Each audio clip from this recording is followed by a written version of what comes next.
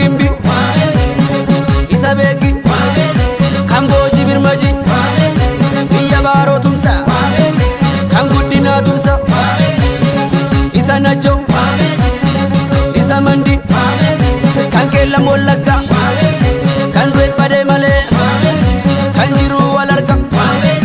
bosonni manaaree kaayyoof jichee malee rabbitti isaan tiksee milkiin isaan galche sanyii waaqoo guutu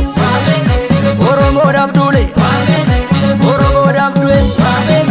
sanyii Adam Diloo oromoodhaaf duule isa baale